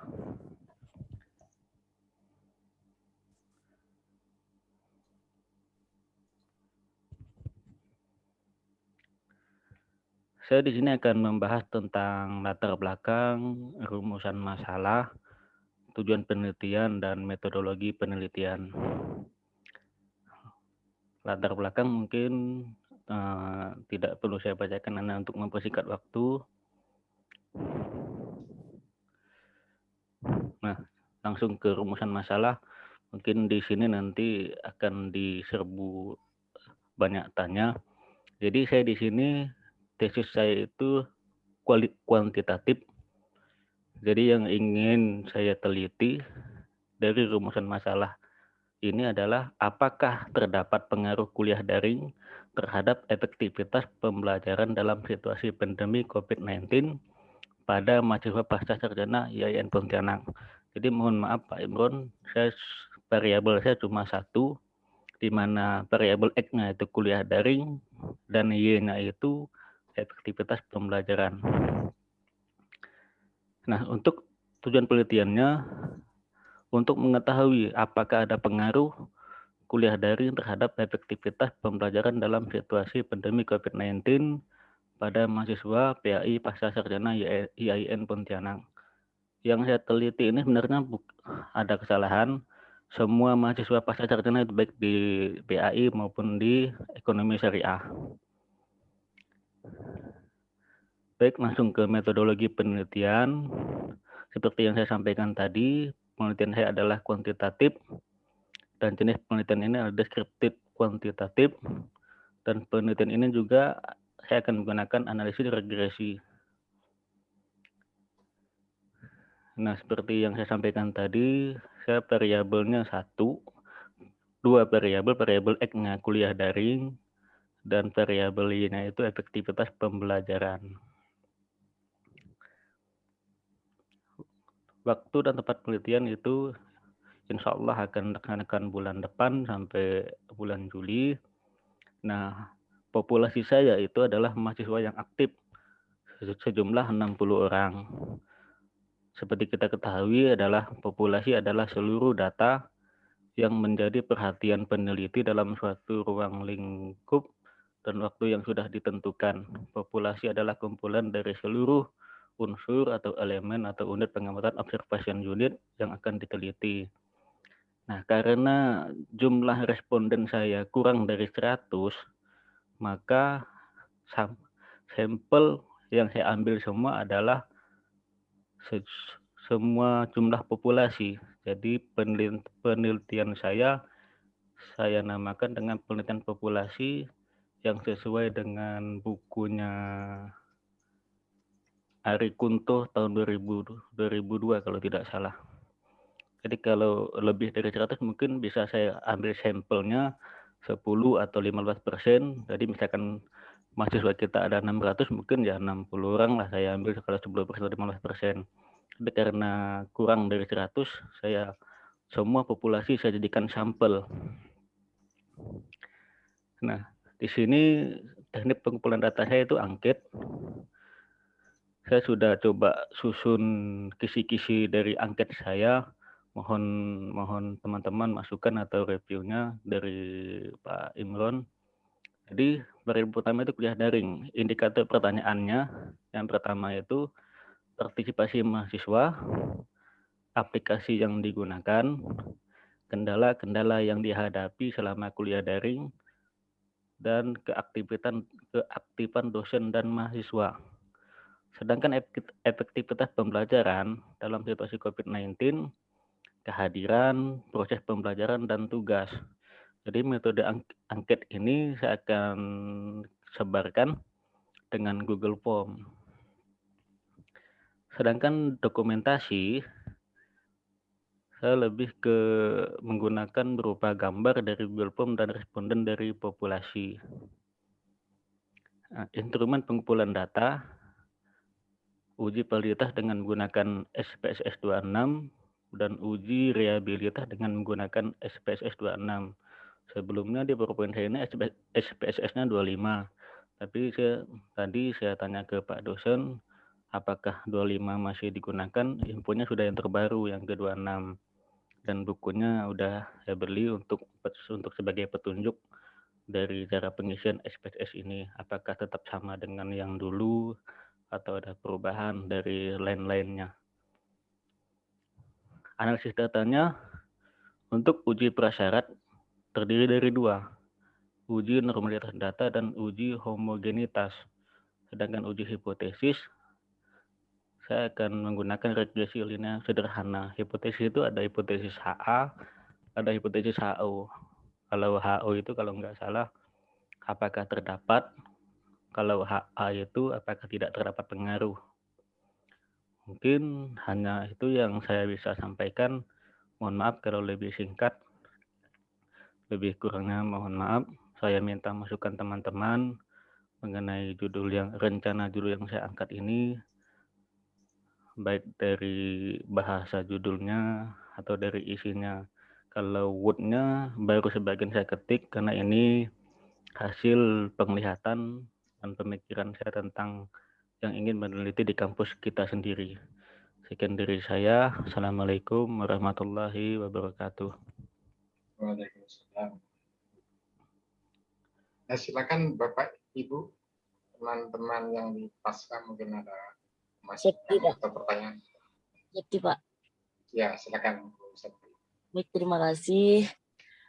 Kalau melihat dari presentasi Bang Hadid, tentu udah intensitas Bang Hadid ke kampus, kemudian konsultasi pasti udah jauh lah ya Bang ya, karena kesiapannya juga udah kelihatan. Cuman kalau untuk pribadi Septi, kalau mengambil COVID apakah tidak terlalu rawan? Karena COVID ini kan tidak kita tidak bisa memastikan kapan akan terus-terusan COVID atau akankah tatap muka dan lain sebagainya begitu Bang. Jadi apakah tidak terlalu rawan gitu? Abang udah mempersiapkan, Bang Hadid udah mempersiapkan sebegitunya, ternyata masalah ini tidak bisa diangkat gitu Bang. Sayang begitu kalau memang itu. Itu saja sih Pak. Karena kalau lihat ini kan Bang Hadid juga udah pengalaman, udah magister ekonomi gitu. Itu aja Bang Hadid. Ya, terima kasih Bu Septi atas masukannya. Kalau saya boleh jawab, yang saya teliti ini kan yang tahun ini yang akan terjadi. Kalaupun memang tahun depan ada perubahan, saya tetap mempertahankan ini karena ini juga jadi masukan buat kampus kita. Apakah selama kuliah daring itu mempunyai pengaruh yang signifikan terhadap efektivitas pembelajaran? Atau memang kuliah daring ini kan kendalanya banyak. Dan itu tetap akan saya pertanggungjawabkan sih kalau memang judul ini diterima. Boleh saya nambah Bang? Boleh Bang Ajar. Assalamualaikum warahmatullahi wabarakatuh. Waalaikumsalam. Dosen yang saya hormati, Bang Hadid dan kawan-kawan. Saya kira menarik nih Bang Hadid. Mudah-mudahan nanti hasil dari penelitian Bang Hadid itu, kalau saya sih, bahwa nanti pengaruhnya itu positif, artinya kuliah daring ini efektif. Sehingga ada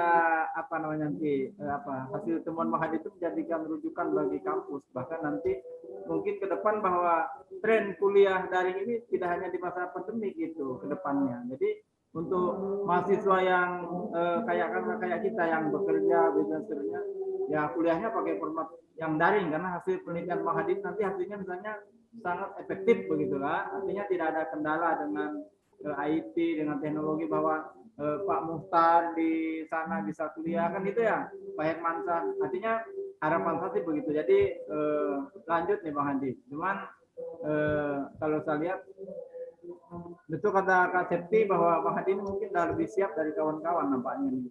Karena semakin sering ke kampus.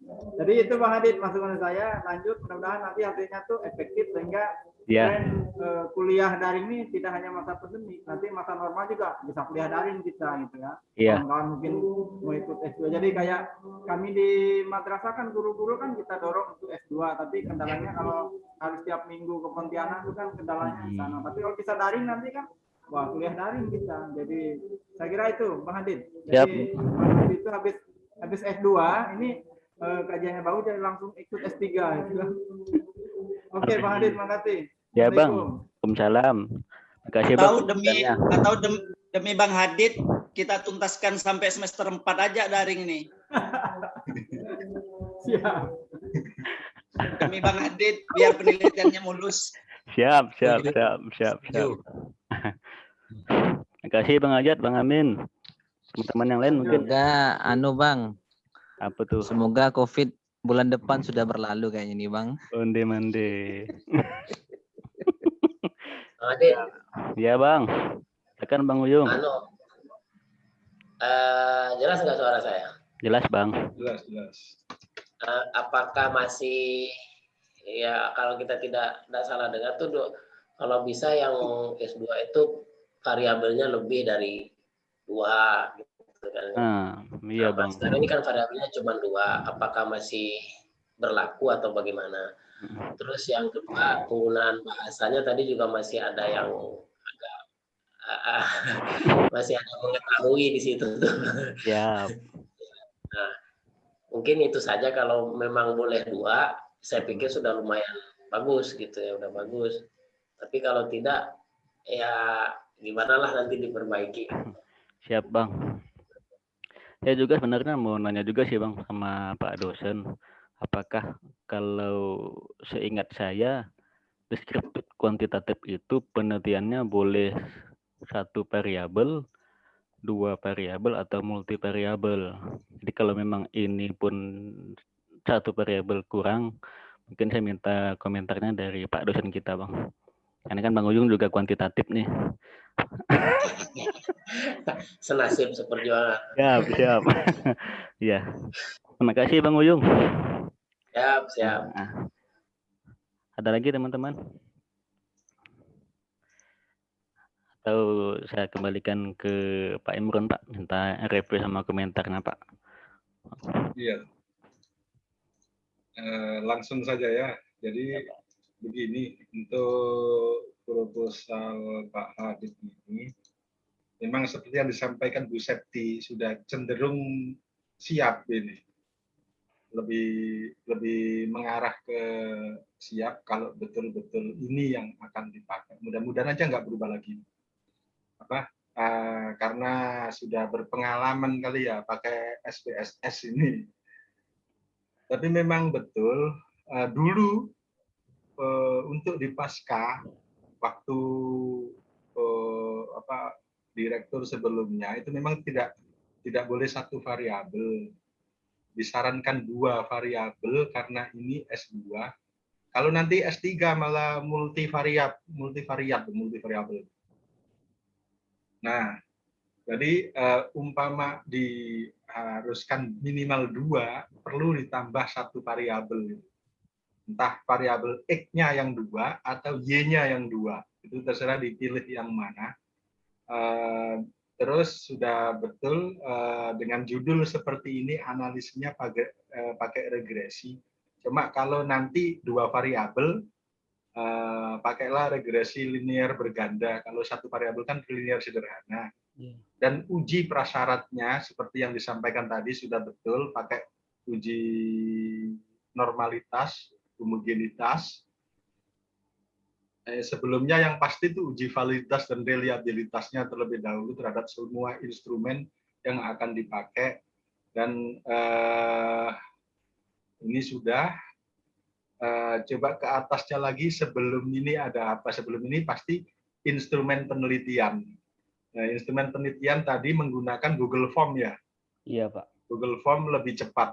Iya, Pak. Bapak Ibu yang kuantitatif, kalau mau ikut, saya ini mau mengajak untuk meneliti bersama sebenarnya. Nanti yang mau ikut silahkan ya. Saya kuantitatif tadi. Nah, silakan yang mau ikut karena ini akan membantu sekali prodi untuk akreditasi. Karena kalau ada penelitian bersama dosen dengan mahasiswa, itu nilainya tinggi untuk akreditasi, begitu. Ya, dan diharapkan justru di penelitian bersama itu nanti akan jadi karya ilmiahnya, entah skripsinya, entah tesisnya, begitu. Cuma saya lebih cenderung ke multivariat. Ini coba saya share screen dulu, Pak Adit. Ya, Pak. Kok ya kebetulan Pak Hadid ini tadi maunya di man 1 ya, tapi nggak jadi. Iya, Pak. Iya. Jadi ini saya sudah baru saja menyelesaikan penelitian respondennya dari MAN 1 juga. Dari MAN 1 ini judulnya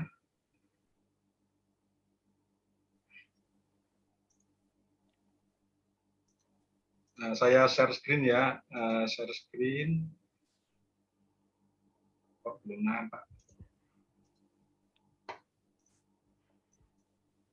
Nah, persis seperti ini. Jadi, Bapak Ibu, memang sangat terbantu sekali dengan Google Form. Jadi ketika ini saya pakai Google Form, diisi oleh siswa, setelah diisi-isi Google Form itu langsung kita download, kita ekspor ke Microsoft Excel. Kemudian nanti setelah itu, ini kan menggunakan skala Likert, sangat setuju, kadang setuju, kadang tidak setuju, terus tidak setuju dan sangat tidak setuju. Jadi ini langsung kita tinggal ini aja, Ctrl F. Ini yang saya lakukan kemarin ini misalkan sangat setuju, ini kan 5 ya, 5 dalam aturannya. Ini langsung kita Ctrl F, replace, ini sangat setuju tadi diganti 5. Replace all. Ada 826 replacement, berarti langsung mengganti otomatis seluruh isian sangat setuju menjadi 5. Nah, misalkan ini lagi, contoh sekali lagi, sangat setuju, ini diganti 4, setuju 4. Replace all, ada 1849 jawaban yang diganti. Nah, begitu seterusnya, akhirnya sudah selesai, baru kita masukkan SPSS atau Smart PLS atau apa yang digunakan oleh yang penelitian kuantitatif. Kalau Pak Hadid kayaknya dari awal tadi itu pengennya memakai SPSS ya. Itu syaratnya kalau inferensi, memakai statistik inferensi seperti termasuk regresi, baik sederhana maupun berganda, itu pasti ada parameternya, oleh karena itu pasti harus ada hipotesisnya, terus nanti kriteria ditolak atau diterimanya hipotesis itu seperti apa, itu nanti yang dipertegas, kemudian urutannya juga begitu. Jadi habis ada variabel operasional, setelah teori kan dijadikan variabel operasional. Variabel operasional itu kemudian ada hipotesis nihil dan hipotesis alternatif dirumuskan dulu. Kemudian dari variabel operasional itu dibuatlah instrumen kayak dulu tuh. Jadi instrumen di dalamnya harus di bagian paling kanan nanti item-item pertanyaan atau pernyataan. Terserah milih yang mana. Kalau pertanyaan sih kayaknya enggak, pernyataan. Nah, ini seperti yang disampaikan teman-temannya tadi. Nah, kalau nanti COVID-nya sudah selesai bagaimana? Nah, itu. Nah, kalau COVID-nya sudah selesai masih bisa digunakan namanya penelitian persepsional. Karena menurut persepsi mahasiswa yang sudah mengalami pembelajaran online gitu. Karena itu yang diteliti itu persepsinya itu. Jadi ya karena sudah pernah mengalami, jadi masih tidak apa-apa, asalkan mahasiswa yang dijadikan responden itu sudah pernah mengalami pembelajaran online. Itu. Jadi ini yang saya contohkan ini ada 218 Bapak Ibu, ini siswa MAN 1. Siapa tadi yang ngajar di MAN 1 katanya? Pak Majid sama Pak siapa? Bu Marlina, Pak. Oh, Bu Marlina sama Pak Majid. Iya. Ini saya pakai software Smart PLS yang ini, Bapak Ibu. Mau dikirim ke jurnal masalahnya.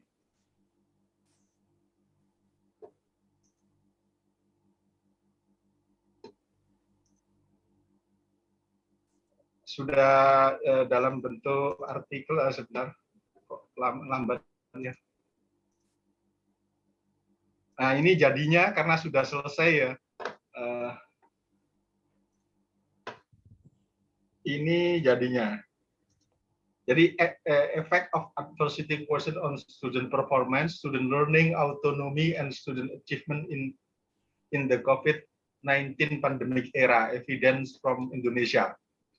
Nah, ini sudah saya terjemahkan ke bahasa Inggris. Terus ini analisis datanya ini hipotesis 3, metodenya ini.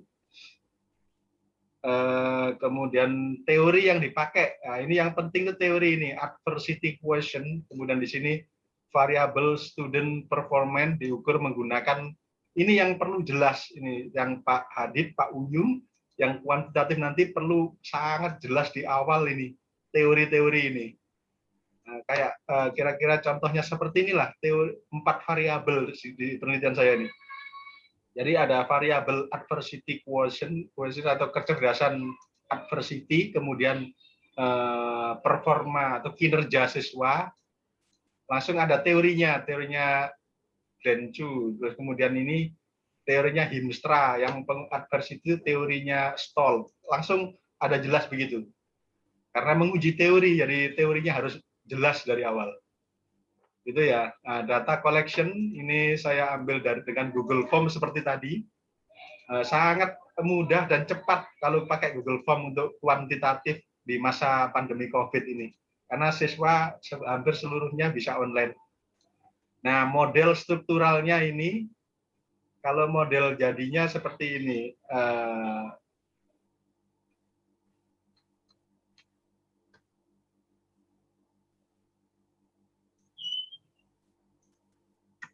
Nah, ini model yang sudah fix, adversity quotient ini mempengaruhi secara nyata terhadap kinerja siswa, student learning autonomy itu kemandirian belajar, achievement motivation, motivasi berprestasi, dan ini student performance. Jadi kinerja siswa. Jadi hasil penelitian ini menunjukkan bahwasanya kecerdasan adversity itu mempengaruhi kinerja siswa MAN 1, motivasi berprestasi siswa MAN 1, juga kemandirian belajar siswa MAN 1. Nah, ini hasil penelitian ini angkanya ya asli angka yang dijawab oleh siswa sebanyak 218 tadi.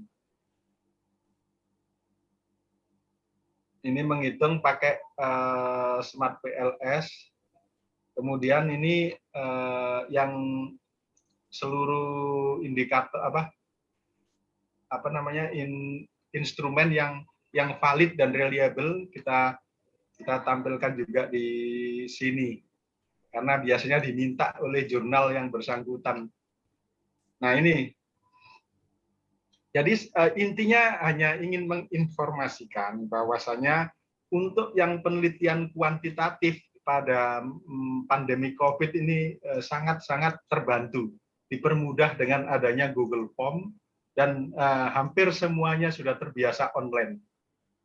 Ini saja cuma itu, Pak, cuma kalau tidak salah 3 hari itu pengumpulan data saya. Jadi yang pakai Google Form itu cuma 3 hari langsung dapat 218 siswa yang menjawab semua pertanyaan tadi. Jadi cepat sekali yang asalkan teorinya dari awal sudah jelas. Nah,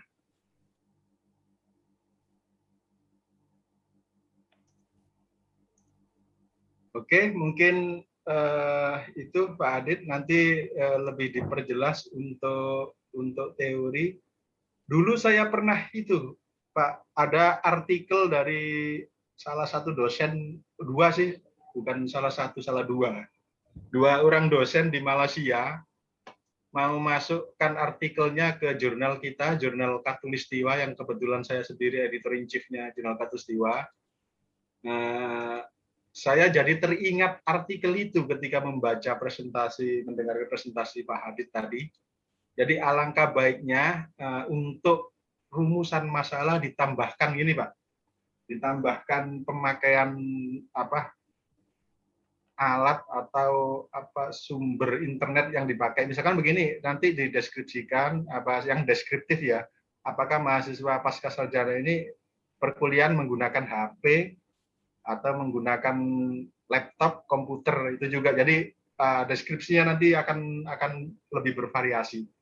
Kemudian jaringan internet apakah pakai WiFi, pakai kuota HP, pakai warnet, atau pakai internet kantor. Nah, deskripsikan itu juga. Terus merek laptop yang dipakai, itu juga aku jadi teringat salah satu artikelnya orang Malaysia itu, yang meneliti tentang pembelajaran online. Wah, dideskripsikan sampai detail seperti itu. Sampai merek HP yang Anda pakai apa, begitu. Rupanya itu juga bikin seneng pabrikan yang paling banyak dipakai juga itu. Iya, karena ternyata Oppo itu banyak dipakai mahasiswa pasca. Wah, disampaikan ke pemilik atau marketing atau salesnya Oppo bisa dapat promosi nanti. Nah, gitu. Jadi sampai ke situ untuk mendeskripsikan tentang teknologi yang dipakai. Kemudian sampai berapa lama biasanya perkuliahan. Nah, jadi selain efektivitas termasuk dideskripsikan teknologi atau alat bantu apa yang dipakai untuk pembelajaran. Nah, itu aja solusinya karena ini baru satu variabel. Atau kalau mau multivariat ya dua, yang penting itu dua. Dulu entah sekarang masih diperbolehkan atau enggak. Biasanya memang harus dua. Ya, Pak. Kalau tesis saya kemarin yang hukum Islam malah itu 3 kali kemarin. Pengaruh HP, telepon seluler, dan pergaulan terhadap seks pranikah gitu. 3 variabel terhadap 3X terhadap 1Y. Nah, itu jadi memang untuk pasca S2 itu lebih baik 2 variabel lah minimal. S3 nanti harus multivariat, nggak boleh cuma 1 atau 2, pasti disuruh nambah gitu. Itu Pak Adit nanti lebih diperjelas sampai ke instrumen, karena S2 kuantitatif itu sebenarnya harusnya sampai sudah instrumen sudah jelas baru ujian. Kalau kualitatif santai saja, kualitatif ini belakangan tapi beratnya itu. Nanti kalau analisis data berat itu. Tapi yang kuantitatif beratnya membuat instrumen itu sama mencari teori yang sudah fix. Nah, nanti kan berhadapan dengan seluruh teori harus didapat dari awal, karena teori itu akan dipakai untuk instrumen penelitian dan untuk dibuktikan apakah betul teori ini gitu. Nah, kalau mau pakai Smart PLS kayak yang saya pakai tadi itu, silakan saya share nanti lewat WA atau lewat email, silakan.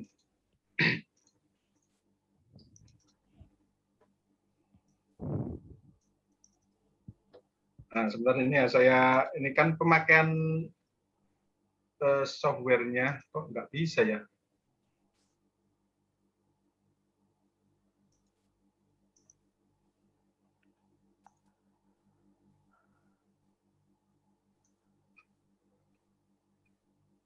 Oh, kalau software nggak bisa itu ya, tampil ya?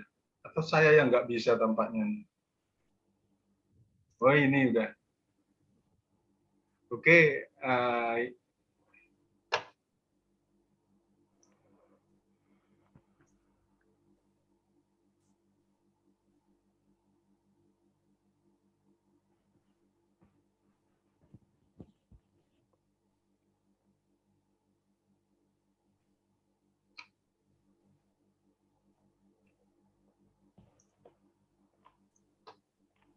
Ini tampak ya di layar nih ya, Pak?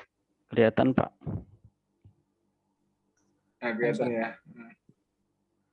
Misalkan ini kan English skill, ini adversity question. Nah, ini program yang saya pakai untuk artikel dari yang penelitian di MAN 1. Jadi kecerdasan adversity berpengaruh terhadap SLA atau Student Learning Autonomy atau kemandirian belajar, motivasi berprestasi siswa, student performance. Jadi ini sebenarnya ada 6 variabelnya karena yang 4 tidak valid dan tidak reliable akhirnya tidak kita pakai. Ini ada 5, 2 yang tidak valid akhirnya tidak dipakai, kita drop, kita buang. Yang ini juga banyak, asalnya 5 atau 6 itu. Yang jelas tadi yang dipresentasikan Bang Hadid tadi sudah benar. Kalau di bawah 100 itu diupayakan dipakai semua untuk populasi. Jadi penelitian populasi namanya. Ya, karena populasinya sampel kecil gitu.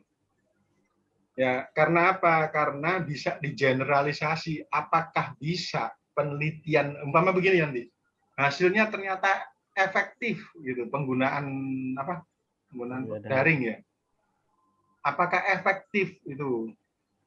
Nah, ini kan cuma penelitian di IAIN Pontianak. Apakah sama dengan ketika penelitian ini dilakukan di kampus Singkawang? Kampus apa itu? Singkawang itu? IAI Sambas ya, IAI Sambas. Apakah sama? Itu namanya generalisasi. Jadi inilah bedanya kuantitatif sama kualitatif. Ini tampak ya, yang kualitatif disebut dengan transferabilitas. Jadi yang ini kuantitatif disebut generalisasi. Bisa digeneralisasi enggak? Kalau yang kualitatif disebut transferabilitas. Nah, maka sampel harus bisa sebisa mungkin merepresentasikan populasi gitu. Syukur-syukur kalau populasinya itu terdiri dari beberapa kampus gitu. Wah, itu malah lebih bagus, bisa generalisasinya lebih banyak. Atau mungkin nanti hasilnya ini bisa digeneralisasi untuk kampus IAIN Pontianak. Apakah akan sama hasilnya ketika dipakai di kampus lain? Atau itulah maksudnya generalisasi seperti itu. Tapi kalau bahasanya penelitian kualitatif itu transferabilitas. Maka penelitian kualitatif diharuskan ada penjelasan. Bisa terjadi persis seperti hasil penelitian kualitatif di sini, asalkan syarat kondisinya itu sama persis. Nah, itu harus dijelaskan seperti itu. Karena itu pasti diminta memasukkan lokasi penelitiannya ya. Misalkan tadi penelitian siapa itu di pesantren apa? Pesantren Al-Khansa ya, dari pesantren Al-Khansa. Maka seluruh yang berlaku di sini hanya di pesantren Al-Khansa, tidak bisa berlaku pada pesantren lain. Nah, inilah transferabilitas, tapi akan bisa berlaku penuh seperti yang dialami Al-Khansa apabila sistem kemudian budaya yang dipakai, pendidikan yang dipakai itu sama. Itu yang dimaksud transferabilitas. Kalau bahasa kualitatif transferabilitas, kuantitatif generalisasi begitu. Nah, karena generalisasi, ini nanti diharapkan hasilnya itu biasanya berkaitan dengan nilai signifikansi yang dipakai, biasanya itu pakai 95 ya. 95% atau toleransi 5% gitu. Terserah nanti pakai Smart PLS atau pakai SPSS yang dipakai.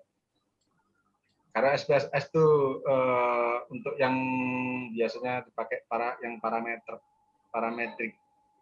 Bisa untuk non parametrik, tapi kita harus betul-betul memilah. Kalau nanti tidak homogen, tidak normal datanya, baru pindah ke non parametrik ya. Tidak bisa pakai regresi lagi. Karena itu nanti pada waktu proposal perlu dijelaskan apabila data tidak normal ketika diuji normalitas data dan homogenitas, maka statistiknya nggak boleh pakai regresi lagi. bisa sih setelah nggak normal datanya atau nggak homogen, bisa diatur lagi, dicoba datanya diolah. Apakah bisa normal? Kalau sudah tidak bisa, baru nanti pakai statistik non parametrik gitu ya. Karena ini pakai parametrik. Jadi tujuannya kuantitatif itu generalisasi, terus kalau kualitatif transferabilitas. Karena itu perlu dijelaskan situasi yang di pondok itu untuk Alfonsa tadi. Semuanya yang kualitatif perlu menjelaskan secara rinci dan detail tentang situasi di lokasi penelitian. Karena ini terkait dengan transferabilitas. Jadi jangan sekali-kali mengatakan bahwasanya penelitian ini dirujuk, ini menemukan ini jelas sangat berbeda.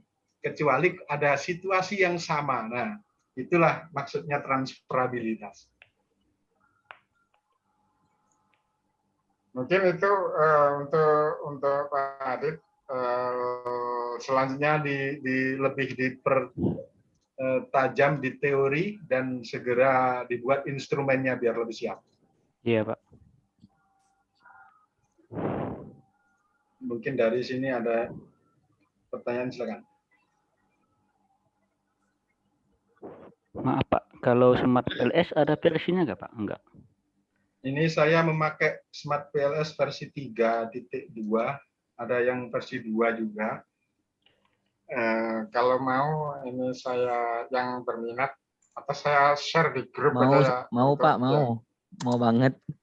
Termasuk untuk apa? Software khusus untuk analisis butir soal.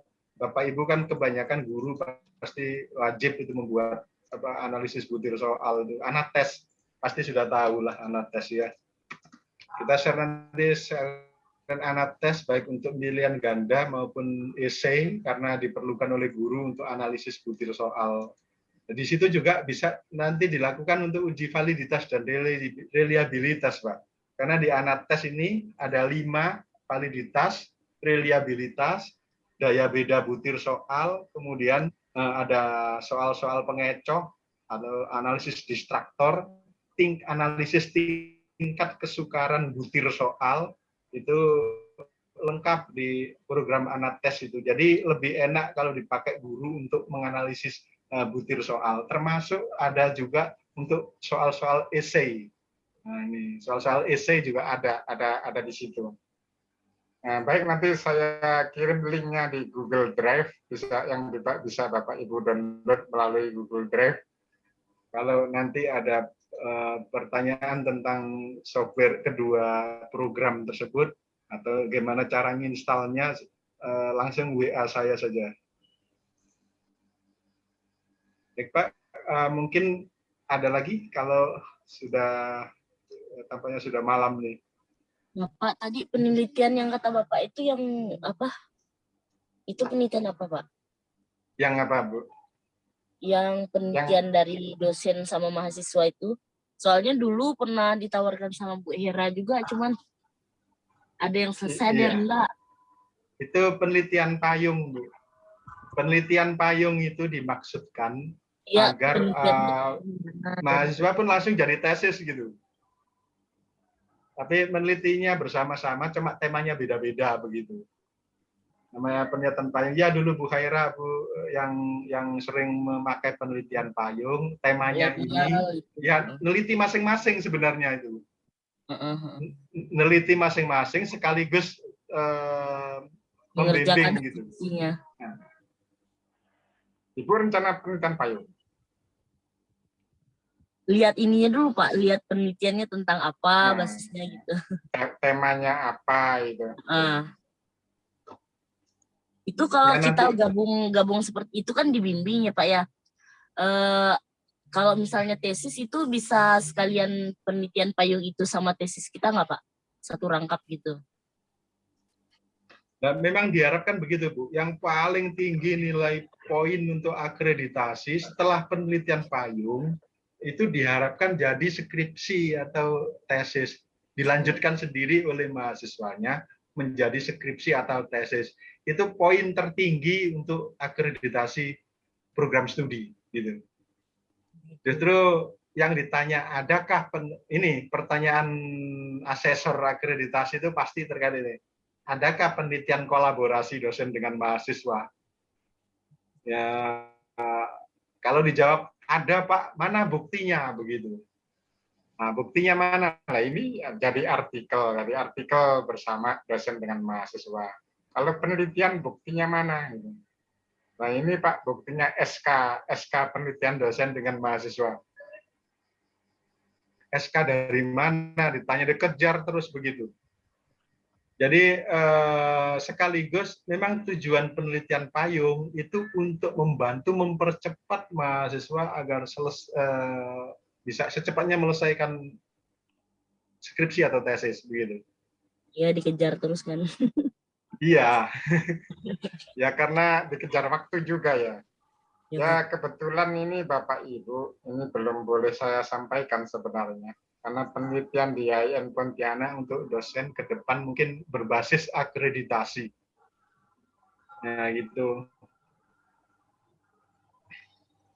Ya kebetulan saja saya masih dikasih amanah sebagai kepala pusat penelitian, jadi apa ya banyak apa ya tahu masalah penelitian dan jurnal gitu. Ya alhamdulillah, jadi apa memang menarik untuk penelitian ini Bapak Ibu. Dosen itu super wajib penelitian. Kalau guru sih enggak terlalu ya. Guru pokoknya mengajar. Jadi insya Allah ke depan penelitian kalau Bapak Ibu mahasiswa pasca ini mau kolaborasi atau minta penelitian payung, silakan menghubungi Bapak Ibu dosen pasca. Entah siapa gitu ya. Nah, yang jelas samakan temanya. Untuk saya sendiri memang mau membuat penelitian tapi mandiri, bukan terkait ada pembiayaan dari kampus, tapi memang saya senang sekali melakukan penelitian gitu. Kayak tadi memang pakai Google Form memang rencananya ini. Jadi jelas kuantitatif. Nah, bagi yang mau nanti silahkan yang kuantitatif saya ajak bergabung. Ini bukan mahasiswanya yang minta, malah kita yang ngajak ya. Lebih asik ini.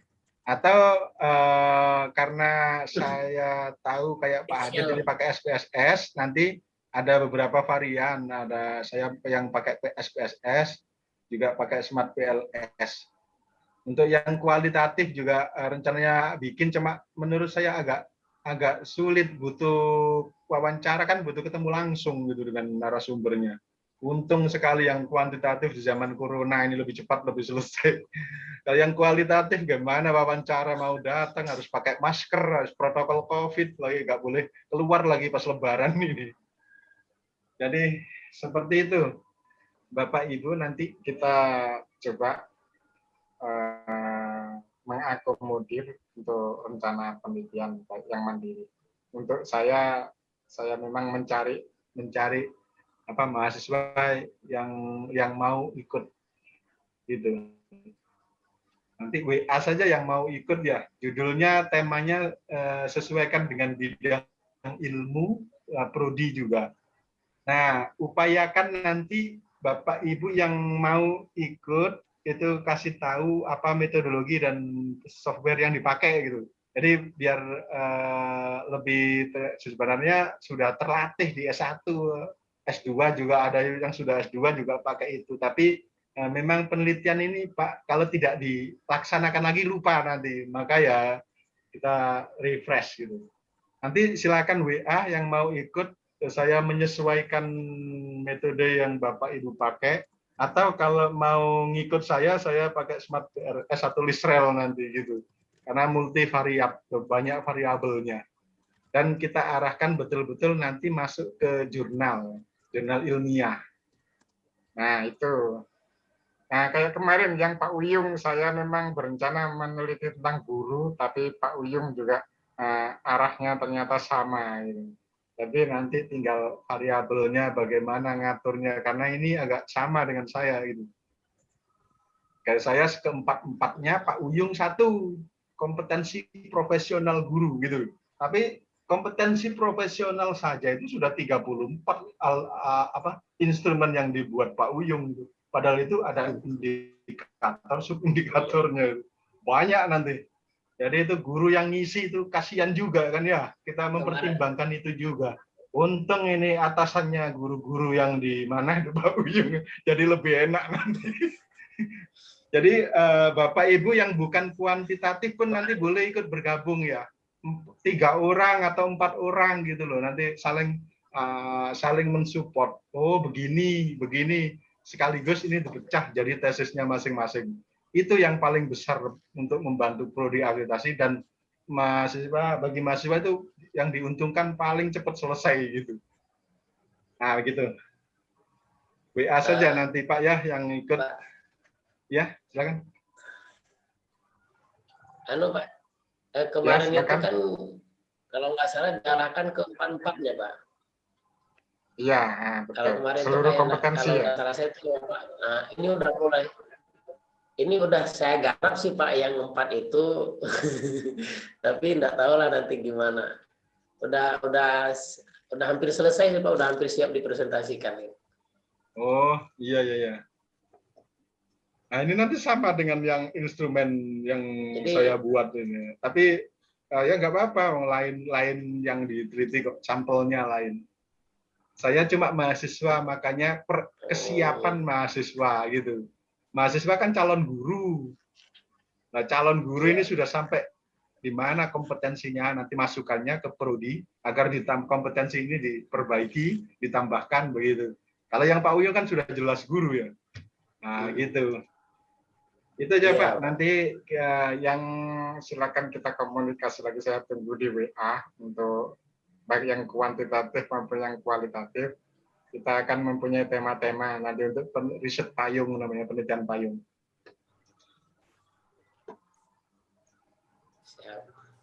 Iya. Oke, Bapak Ibu, karena sudah jam malam ini. Besok Rabu, besok kita libur dulu ya, karena persiapan Lebaran. Ya Pak. Ya, kita akhiri dulu. Mudah-mudahan membawa manfaat apa yang pertemuan kita pada malam hari ini. Akhiri, assalamualaikum warahmatullahi wabarakatuh. Waalaikumsalam warahmatullahi wabarakatuh. Terima kasih Pak Imron. Terima kasih Pak. Terima kasih Pak. Nampaknya Pak Ajan ini